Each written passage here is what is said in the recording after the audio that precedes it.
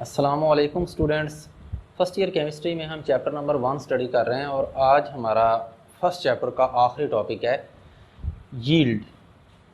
किसी भी chemical reaction में जो प्रोडक्ट की मिकदार सिंथेसाइज होती है उस मिकदार को हम यील्ड का नाम देते हैं। ठीक है, हम इस चैप्टर के आखिरी हिस्से में स्टिचोमेट्री से रिलेटेड पढ़ रहे थे, जिसमें कि हमने स्टिचोमेट्री की डेफिनेशन, फिर लिमिटिंग रिएक्टेंट वगैरह, और फिर हमने ये स्टडी किया कि किस तरह से हम कैलकुलेशंस परफॉर्म करते हैं और रिएक्टेंट्स और प्रोडक्ट्स के दरमियान क्वांटिटेटिव रिलेशनशिप हम स्टडी करते हैं। ठीक है, तो एक्चुअली हमारे पास दो मेथड्स हैं यील्ड मालूम करने के। एक तो ऐसे कि हम कोई भी केमिकल रिएक्शन प्रैक्टिकली करवाएं और उसमें जो प्रोडक्ट की मिकदार बन रही है उसका हम वेट कर लें, वे कर लें कि ये कितनी अमाउंट है। ठीक है ना, तो इस तरह से हमारे पास आ जाएगी अमाउंट ऑफ प्रोडक्ट, उसे हम कहते हैं actual yield obtained in a chemical reaction, जो हमें केमिकल रिएक्शन में मिल रही होती है एक्चुअल यील्ड। एक हमने और भी मेथड स्टडी किया है कि अगर हमारे पास किसी भी केमिकल रिएक्शन के लिए बैलेंस्ड केमिकल इक्वेशन हो तो हम कैलकुलेट कर सकते हैं कि हमारे रिएक्शन में प्रोडक्ट की कितनी मिकदार बनेगी। ठीक है, हम थ्योरेटिकली कैलकुलेट कर सकते हैं, तो उसे हम कहते हैं थ्योरेटिकल यील्ड। प्रोडक्ट की वो मिकदार जो हमें किसी रिएक्शन में एक्चुअली ऑब्टेन्ड होती है प्रैक्टिकली, उसे हम एक्चुअल यील्ड कहते हैं, और प्रोडक्ट की वो मिकदार जो हम रिएक्टेंट्स की मिकदार के लिहाज से कैलकुलेट करते हैं कि इतनी प्रोडक्ट बनेगी, वो होती है थ्योरेटिकल यील्ड। ठीक है, इसको हम डिफ्रेंशिएट करते हैं, चंद पॉइंट्स हैं इसमें यहाँ पे। तो एक्चुअल यील्ड, इसमें हम इसको डिफ़ाइन कैसे करेंगे जी।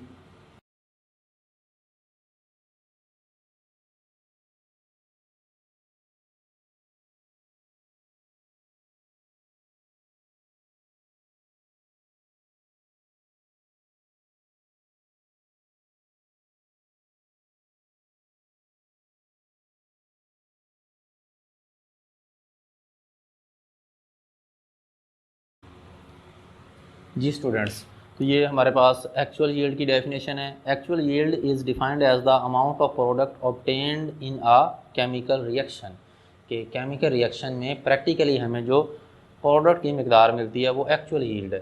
थ्योरेटिकल यील्ड में हम कैसे डिफाइन करेंगे, amount of product calculated with the help of balanced chemical equation from given amount of reactant. ठीक है, तो हमारे पास एक से ज़्यादा रिएक्टेंट्स होंगे, उसमें जो लिमिटिंग रिएक्टेंट होगा उसके लिहाज से हम कैलकुलेट कर लेंगे कि प्रोडक्ट की इतनी मिकदार इस रिएक्शन में बननी चाहिए। ठीक है, तो वो जो मिकदार होगी वो थ्योरेटिकल यील्ड होगी। ठीक हो गया। अब इसमें एक एक पॉइंट हम और देखेंगे कि हमारे पास क्या होता है थ्योरेटिकल यील्ड, कि हम इतना रिएक्टेंट ले रहे हैं तो इससे इतनी प्रोडक्ट बनेगी। तो थ्योरेटिकल यील्ड जो होती है ये होती है मैक्सिमम अमाउंट ऑफ प्रोडक्ट। ठीक है, मैक्सिमम अमाउंट ऑफ प्रोडक्ट। ठीक है, that can be found in a chemical reaction.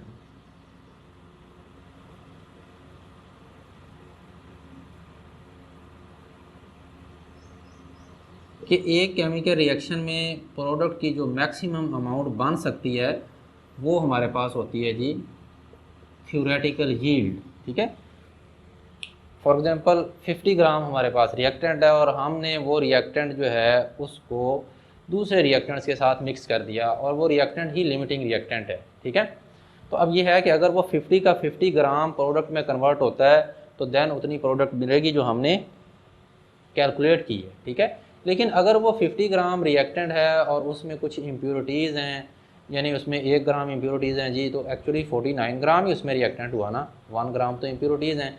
तो फिर उसमें प्रोडक्ट जो बनेगी, एक्चुअल में जो प्रोडक्ट बनेगी वो थ्योरेटिकली जो हमने कैलकुलेट की है उससे कुछ कम बनेगी। ठीक है, क्लियर। तो होता एक्चुअली ऐसे है कि हमारे पास जो एक्चुअल यील्ड होती है ये हमारे पास होती है लेस देन थ्योरेटिकल यील्ड। ठीक है, ये थ्योरेटिकल यील्ड से कम होती है इसकी मिकदार। ठीक है ना, क्लियर होगी बात। तो ये दो पॉइंट्स इनफ हैं, थ्योरेटिकल और एक्चुअल यील्ड को हम डिफ्रेंशिएट कर लेते हैं। अब ऐसा है कि एक पॉइंट और हमने करना है कि एक्चुअल यील्ड थ्योरेटिकल यील्ड से कम क्यों होती है, ठीक है ना, लेस देन थ्योरेटिकल यील्ड हमने अभी बात की है, तो ऐसा क्यों होता है, ठीक है ना, वाई। तो इसमें ये चीज़ भी पूछी जा सकती है कि actual yield is less than theoretical yield, why, justify करना है। तो एक्चुअली ऐसा होता है कि जब भी कोई केमिकल रिएक्शन होगा तो उसमें हमारे पास एक तो ये है कि रिएक्टेंट जो हम यूज़ कर रहे हैं उसमें कुछ इम्प्योरिटीज़ हो सकती हैं, वो 100% प्योर नहीं है। दूसरी चीज़ उसमें ये भी हो सकती है कि जो वर्कर है, जो रिएक्शन करवा रहा है, वो थोड़ा अनएक्सपीरियंस्ड है, तो रिएक्शन के दौरान थोड़ा बहुत रिएक्टेंट उससे वेस्ट हो गया। तीसरी चीज़ ये हो सकती है कि जब हमने रिएक्शन करवाया और हम प्रोडक्ट तक पहुँचे तो इस दौरान बहुत सारे प्रोसेसेस जो हैं वो इन्वॉल्व होते हैं, यानी रिएक्टेंट्स को मिक्स करना, फिर उनको फ़िल्टर करना, फिर आगे मज़ीद ड्राई करना। तो इस तरह के काफ़ी सारे प्रोसेसेस इन्वॉल्व होते हैं। रिएक्शन में प्रोडक्ट ऑब्टेन करने तक हम काफ़ी सारे प्रोसेस से गुज़रते हैं। तो इस दौरान प्रोडक्ट की कुछ मिकदार जो है वो वेस्ट हो जाती है, कुछ मिकदार फ़िल्ट्रेशन के दौरान फ़िल्टर पेपर पे लग गई, इस तरह से कुछ जो है वो बीकर्स मुख्तलिफ हमारे पास जो इंस्ट्रूमेंट्स हैं उनके साथ लग गई, तो इस तरह से भी थोड़ा बहुत रिएक्टेंट जो है वो वेस्ट हो जाता है, या हमें जो एक्चुअल प्रोडक्ट मिल रही होती है उसकी कुछ अमाउंट इस तरह वेस्ट हो जाती है, ठीक है।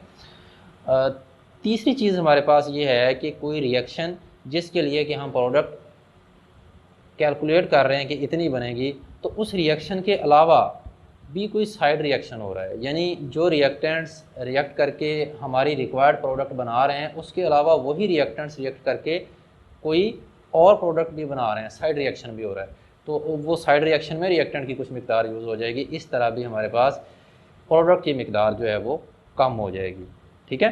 तो ये चंद पॉइंट्स हैं, इसमें मैं यहाँ पे लिख ही देता हूँ। एक तो ये हो सकता है हमारे पास कि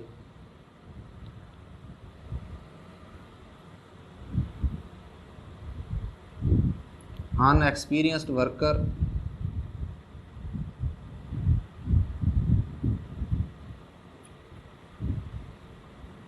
फिर ये हो सकता है कि प्रोसेसेस लाइक फिल्ट्रेशन, ठीक है, क्रिस्टलाइजेशन, ड्राइंग,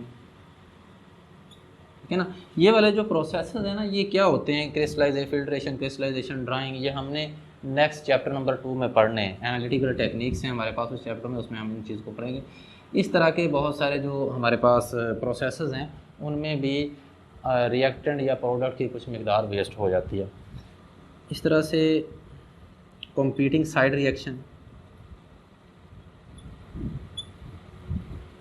कि अगर हमारे पास कोई साइड रिएक्शन भी करते हैं वो वाले रिएक्टेंट्स, तो साइड रिएक्शन में भी कुछ अमाउंट यूज़ हो जाएगी। तीसरी चीज़ ये भी हो सकती है कि इम्प्योरिटीज़, ठीक है ना, इम्प्योरिटीज़ इन रिएक्टेंट, कि अगर रिएक्टेंट में कुछ इम्प्योरिटीज़ हैं तो हमने तो 50 ग्राम रिएक्टेंट अपनी तरफ से यूज़ किया, लेकिन वो 50 ग्राम था नहीं, वो 49 ग्राम ही था, उसमें 1 ग्राम तो इम्प्योरिटीज़ थी, ऐसा भी हो सकता है, ठीक है ना। तो ये कुछ रीज़न्स हैं जिनकी वजह से एक्चुअल यील्ड थ्योरेटिकल यील्ड से कम होती है, ठीक है। अब इसके बाद लास्ट पॉइंट की तरफ हम मूव करते हैं। लास्ट पॉइंट हमारे पास है यहाँ पे परसेंटेज यील्ड, ठीक है, efficiency of chemical reaction, percentage yield, ठीक है। परसेंटेज यील्ड मालूम करने के लिए हम क्या करते हैं जी, हम क्योंकि एक्चुअल यील्ड कम होती है इसको ऊपर लिख लेते हैं, एक्चुअल यील्ड को ऊपर लिख लेते हैं, over theoretical yield maximum amount है वो नीचे लिख लेते हैं, और मल्टीप्लाई विद 100, ठीक है, 100 से उसको मल्टीप्लाई कर देते हैं तो हमारे पास आ जाती है परसेंटेज यील्ड, ठीक है। परसेंटेज यील्ड जो है इससे हमें पता चलता है एफिशिएंसी ऑफ केमिकल रिएक्शन का, ठीक है, कि हमारा केमिकल रिएक्शन जो है वो कितना एफिशिएंट है, कितने बेस्ट तरीके से हमने रिएक्शन करवाया है। जैसे कि फॉर एग्जांपल हम किसी स्टूडेंट की एफिशिएंसी चेक करना चाह रहे हैं कि उसने कितने अच्छे मार्क्स लिए हैं, तो हम परसेंटेज का यूज़ ही करते हैं ना, जो नंबर उसने लिए हैं वो ऊपर लिख देते हैं और टोटल मार्क्स नीचे लिख देते हैं और मल्टीप्लाई विद 100। इसी तरह रिएक्शन की एफिशिएंसी चेक करनी है तो जो प्रोडक्ट की अमाउंट बन रही है वो ऊपर लिखेंगे, एक्चुअली बन रही है, और जो मैक्सिमम बन सकती थी वो नीचे लिखेंगे, मल्टीप्लाई विद 100 कर देंगे, ठीक है ना। परसेंटेज यील्ड को अगर डिफाइन करना हो तो percentage yield is use to determine the efficiency of chemical reaction, या percentage yield tells us the efficiency of chemical reaction and it can be calculated by comparing actual yield and theoretical yield and taking their percentage, ठीक है ना। तो ये चीज़ है हमारे पास, इस तरह से हम परसेंटेज यील्ड मालूम कर सकते हैं, ठीक है ना। नेक्स्ट एक हमारे पास एग्जांपल है, उसमें हम परसेंटेज यील्ड मालूम भी करेंगे। तो ये हमारे पास ये टॉपिक क्लियर हो गया। नेक्स्ट लेक्चर में हम एग्जांपल सॉल्व करते हैं, ठीक है, परसेंटेज यील्ड उसमें मालूम करेंगे।